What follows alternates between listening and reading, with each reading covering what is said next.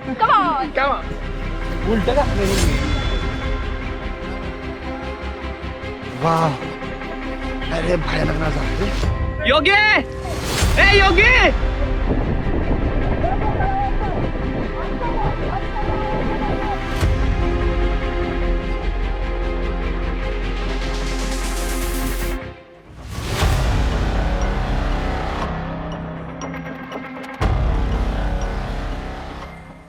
आजचा हा प्लॅन मी खास मित्रासाठी आखला होता.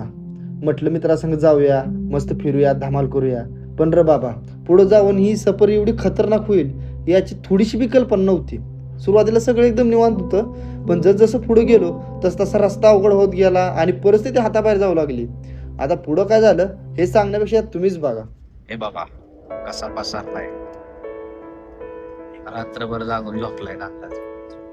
पावसाळ्यात दिवस चालू होतं, त्यामुळे धरणं सगळी गढूळ पाण्यानं गच भरली होती. काही तासांचा प्रवास झाल्यानंतर नाश्त्यासाठी आम्ही लवासा सिटीमध्ये थांबलो होतो. लवासा दिसायला खूप शांत वाटत होता, पण बरंच काही सांगून जात होता. तिथे बंद पडलेली घरे, जुने झालेले व पडलेले बंगले, पण त्यातूनही लवासामधून जाणारा जो ओढा होता हा सगळं विसरायला लावत होता. लवासामधून आम्हाला पुढे निघून कमीत कमी 20 किलोमीटर जायचं होतं.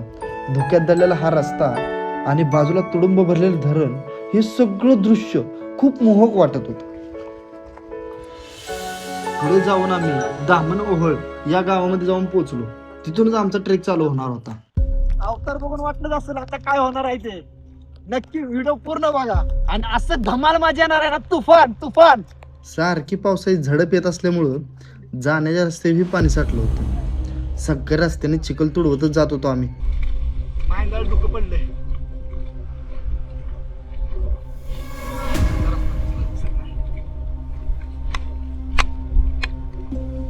हा माझा मित्र कृष्णा मरगळ, ॲडव्हेंचर जंक्शनचा मालक. खूप वर्षानं मी ह्याच्यासोबत एक ॲडव्हेंचर ॲक्टिव्हिटी करणार होतो. हेलो फ्रेंड्स, मैं द माउंटेनियर कृष्णा वगैरह आपके साथ अभी वाटरफॉल राफ्टिंग के लिए आ रहा हूँ. तो आप देख सकते हो मेरी टीम जो अभी वाटरफॉल 350 फीट का वाटरफॉल जो है हम अभी राफ्टिंग करने के लिए आ रहे हैं. तो मेरे साथ है मेरे भाई योगेश एंड बाकी की जो टेक्निकल टीम है और पार्टिसिपेंट है जो पीछे है. तो अभी हम जाने के बाद सेटअप लगाएंगे. सेटअप होने के बाद 350 फीट का राफ्टिंग करेंगे. आपको भी मजा लेना है तो आ जाओ, दिखाता हूँ आपको कैसे राफ्टिंग होता है. चलो. हेच ते दोघं, वैभव आणि गायत्री, दोघेही माझे मित्र. वैभव तसा माझा बालपणापासूनचा मित्र, कायम सोबत असायचो. आता गायत्रीची माझी ओळख वैभवमुळेच झाली होती. दोघांनीही कला क्षेत्रात मोठे नाव कमवले. गेलो ना तुमच्याच पाठपुळे बसणार आहे मी. बाबा मी आहे ना, काय लोड घेतोय.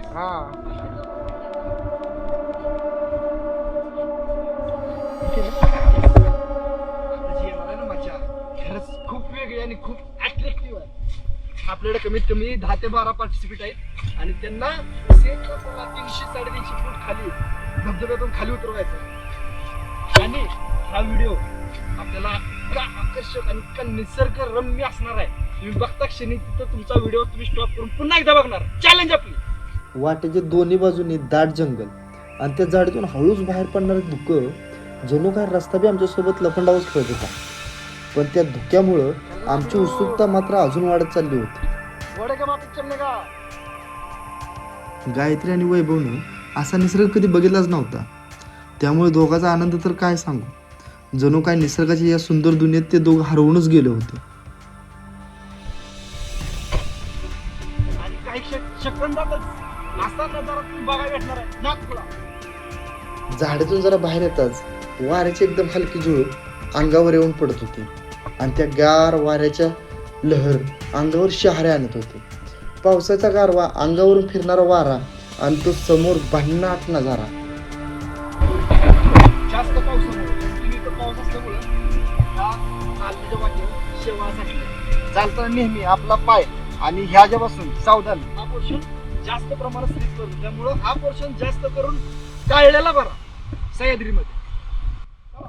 आमची सगळी मंडळी पुढे जाऊन एका वाड्यात थांबली होती. मी मनात विचार करत होतो, एवढ्या उशीर झाला, इथे का थांबले असावेत. पण ज्या वेळेस मी तिथे पोहोचलो त्यावेळी माझ्यासाठी शब्द सुचत नव्हता. डोंगराचं पाणी वाहून आलंय आणि खाली जाणार आहे आपला मोठा बिग वॉटरफॉल, लिंग्या वॉटरफॉल.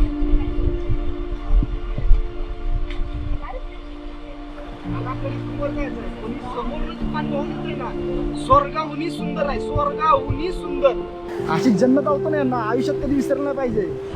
आम्ही एका जंगलातून निघून दुसऱ्या जंगलात घुसलो होतो, पण घुसता क्षणी आम्हाला असं वाटलं नव्हतं की ही जंगल इतकं घनदाट आणि इतकं सुंदर असेल हे आम्हाला कल्पना पण नव्हती. डासाळची गायत्री, डासाळची.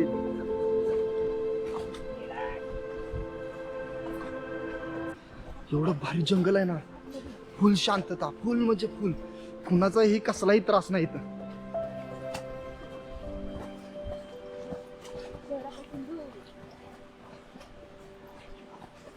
गायत्री, हा रस्ता चुका नाही, नाहीतर काय होतं माहिती आहे ना, कुत्री मागा लागते ती.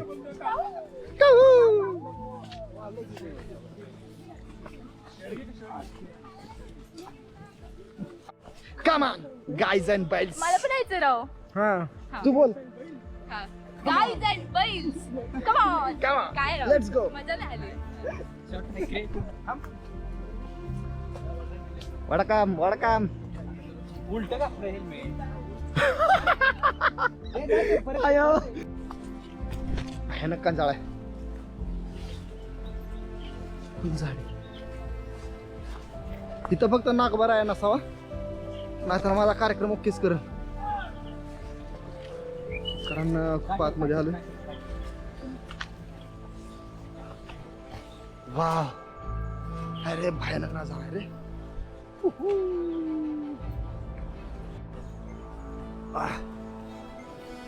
पूर्ण अक्क वाकून चालायला लागते. जंगल खूप दाट आहे.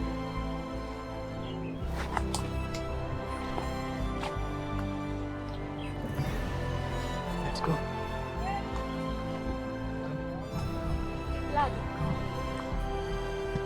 इथं एवढा वाऱ्याचा वेग आहे. इथं माझा वॉइस पण नीट रेकॉर्ड होतोय का नाही माहित नाहीये, पण दाखवतो तुम्हाला.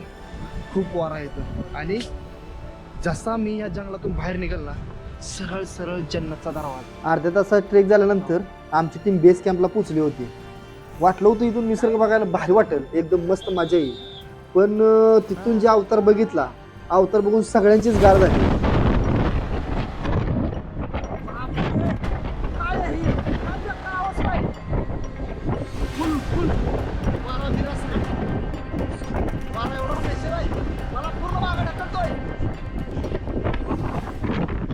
कृष्णाने सगळ्यांच्या सुरक्षितेसाठी हार्नेस व सेफ्टीसाठी लागणारे जेवढे पण घेर होते ते सगळे लावून घेतले होते.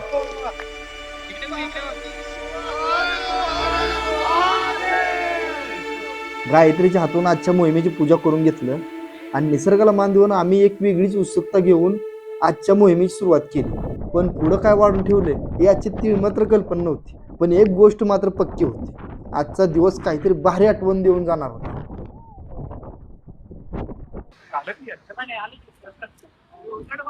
योगी, ए योगी. मी आणि कृष्णा बेस तयार करण्यासाठी गेलो होतो. वारा एवढा भयानक होता, 15 ते 20 मीटरवर उभा असलेला वैभव मला आवाज देत होता. त्याचा आवाज माझ्या कानापर्यंत पोहोचत नव्हता. काही क्षणातच आमचं वॉटरफॉल रॅपलिंग सुरू झालं होतं. प्रत्येक पार्टिसिपेटला सेफ्टी गिअर लावून आम्ही धबधब्यातून खाली हळूहळू सोडत होतो. डोक्यावरून कोसळणारं पाणी, अंगावर आदळणाऱ्या पाण्यात धारा आणि खाली दिसणारी ती खोल दरी. प्रत्येक जण खाली जाताना चेहऱ्यावर भीती बी होती आणि त्याचबरोबर त्यांचा वेगळाच आनंद बी होता. आता खरी मजा सुरू झाली होती.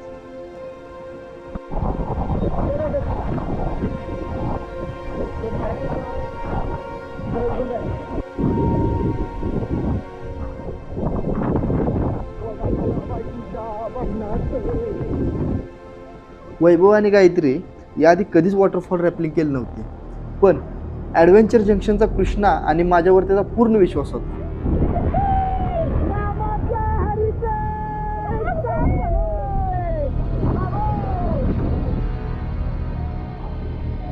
वैभवच्या मनात खूप प्रश्न होते. तो प्रत्येक वस्तूची माहिती घेत होता. त्याला नेहमी आवडते की प्रत्येक गोष्टीतून आपण नवीन काहीतरी शिकत असतो.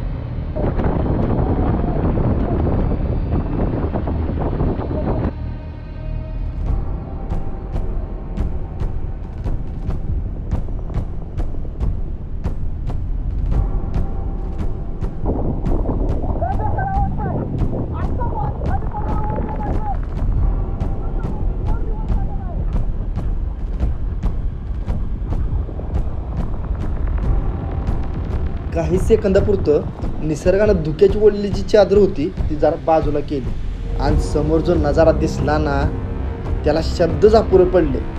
डोंगर, धबधबा, हिरवगार रान सगळं काही त्या धुक्यात उलगडून गेलं होतं. त्या क्षणी फक्त बघतच राहिलो, कारण काही नजारे असे असतात त्याचे वर्णन करता येत नाही, फक्त अनुभवता येतात.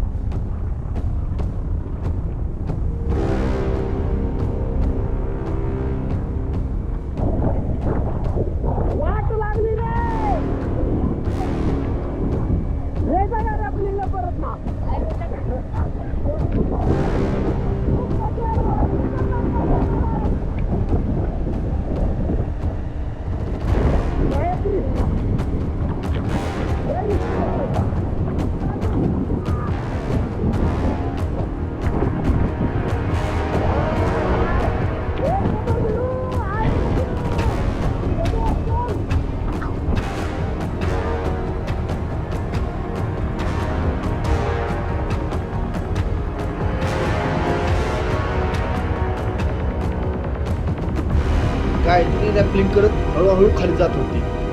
सगळं काही एकदम व्यवस्थित चाललं होतं, पण तेवढ्यात अचानक एक मोठा प्रॉब्लेम झाला. अचानक जोराचा वारा सुटला आणि त्या वाऱ्यामुळं धबधब्याच्या खाली पडणारं पाणी वाऱ्याच्या झोपामुळं जोरानं वरच्या बाजूला उडायला लागलं. गायत्री खाली रॅपलिंग करत होती आणि पाण्याचा हा रौद्र खेळ बघून क्षणात सगळ्यांचं लक्ष तिच्याकडे गेलं. आता पुढं काय होतं याची कोणालाच कल्पना नव्हती, पण खरं सांगू गायत्रीमध्ये खूप मोठी हिंमत होती. असं वाटलंच नाही की ती पहिल्यांदाच रॅपलिंग करते. प्रत्येक पार्टिसिपेटला खाली करून आम्हाला ती दिलेल्या परत वरती खेचून मिळणार आहे. असं करता करता आमच्या अंगाची सगळी ताकद निघून चालली. हात दुखायला लागले होते, अंगपात फुटून गेलं होतं, पण म्हणून थांबवायची नाही, कारण अजून मी बाकी होतो.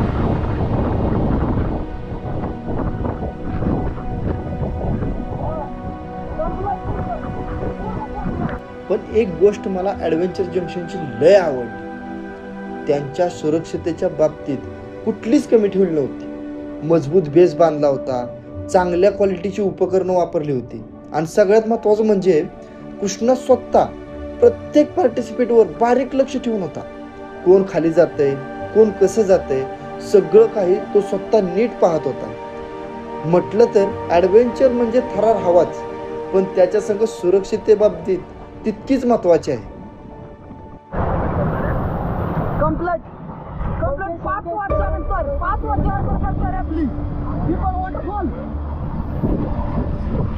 अख्खा दिवस सगळ्यांना खाली सोडत होतो, पण शेवटी माझा नंबर चक्क सायंकाळी 5 वाजता आला. तब्बल 7 वर्षानंतर मी पुन्हा एकदा वॉटरफॉल रॅपलिंग करत होतो. 7 वर्ष झाली होती, पण धबधब्याच्या कड्यावर उभं राहिल्यावर तो जुना थरार पुन्हा अंगात संचारला होता. डोक्यावरून कोसळणार पाणी, अंगावर येणार गार वारा आणि तो समोरचा तो भन्नाट नजारा. आहा, त्या क्षणी माझ्या आनंदाला खरंच कसलंच माप नव्हतं.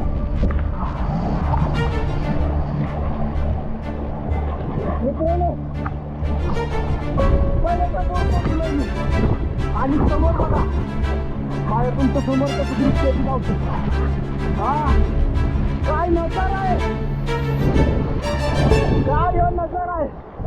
तिथून डायरेक्ट खाली अजून 300 फूट आरामाची असेल आणि या बाजूला जो वॉटरफॉल आहे आणखी. आणि आता जो वॉटरफॉल नवीन आपण करतोय, कसं वाटतं हा निंजा वॉटरफॉल तुम्हाला? काही अंतर खाली गेल्यावर मला उभं राहायला जागा मिळाली होती. तिथं जरा थांबून मी आजूबाजूचा अवघा निसर्ग डोळ्यात साठवत होतो. धुकं आजूबाजूला दाटलं होतं आणि समोर तो निसर्ग अक्षरशः मन मोहून टाकत होता. पण त्याच वेळी काही अंतरावरून कोसळणाऱ्या धबधब्याचे रौद्र रूप दिसत होते. त्या पाण्याचा प्रचंड वेग, कानठळ्या बसवणारा आवाज, हे सगळं बघून काळजात धडकीच भरत होती. एकीकडे निसर्गाचे सौंदर्य आणि दुसरीकडे त्याच निसर्गाचं रौद्र रूप. त्या क्षणी निसर्गाची खरी ताकद जाणवली होती मला. काय नजर आहे.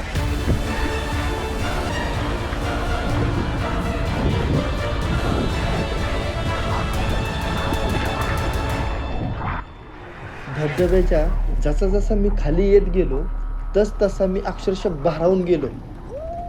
वरतून कोसळणाऱ्या पाण्याचा तो वर्षाव आणि अंगाला हलकसं गुटमळणारा तो गार वारा, या दोघांचा एक भयानक पण तितकाच अविस्मरणीय अनुभव मी जमिनीपासून काही अंतरावरच लटकून घेतो. त्या क्षणी ना भीतीची जाणीव होती ना कशाचं भान. फक्त डोळ्यासमोर निसर्गाचं ते रौद्र रूप आणि मनामध्ये एकच विचार, अरे बाबा, निसर्ग एवढा सुंदर आणि एवढा भयानक दोन्ही एकाच वेळी कसा असू शकतो.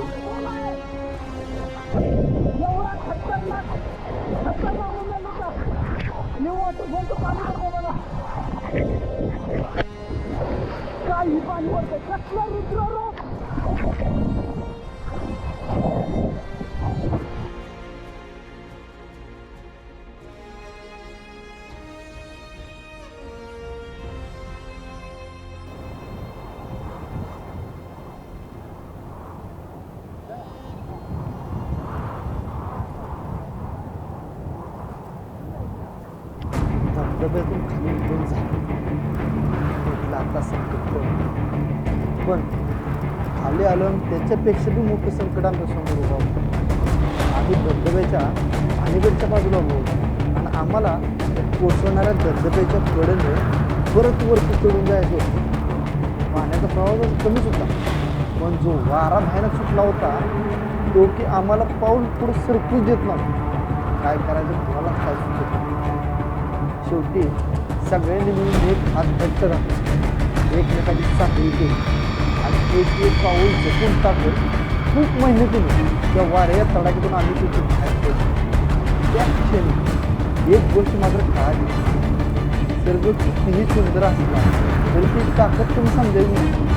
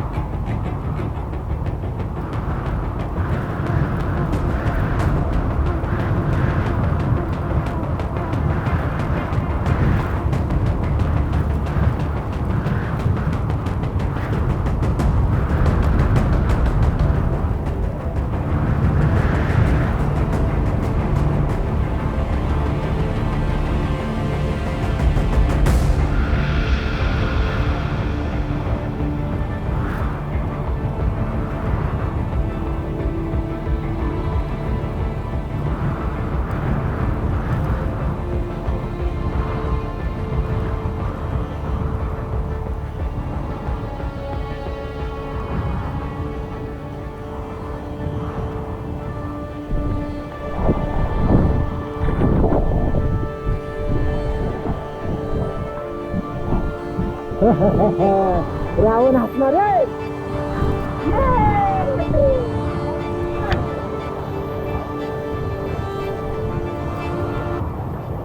एवढी वाट लागली ना बोलायचं काम नाही. पूर्ण थकलोय, कसलीच एनर्जी राहिली नाही. आता जाऊन असं मस्त गाडी झोपणार आहे ना, डायरेक्ट संध्याकाळी स्वर्गेतला उतरणार. डायरेक्ट कुठं सुद्धा उतरणार नाही. म्हणजे बाग जिरली, पाक जिरली माझी. चला रे.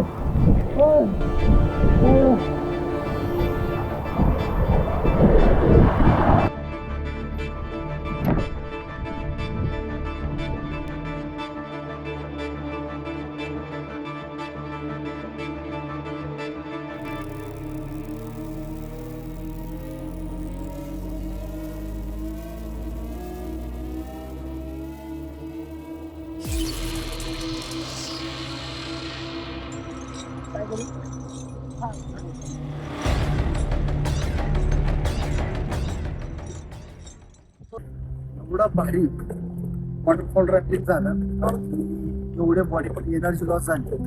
आता मला माझ्या पोटात सकाळपासून अन्न नाही, काहीच नाही. माझ्याच नाही, आख्या टीमच्या कोणाचेही नाही. मी आता इथून आमच्यापासून लवासी 20 किलोमीटर आहे. जाऊन काय मिळतं फक्त तिथं जाणार, नाही तर डायरेक्ट एवढा थकवा, एवढं सगळं त्या वॉटरफॉलनं सगळं सगळं एकदम मस्त आणि एकदम भारी इव्हेंट झाला.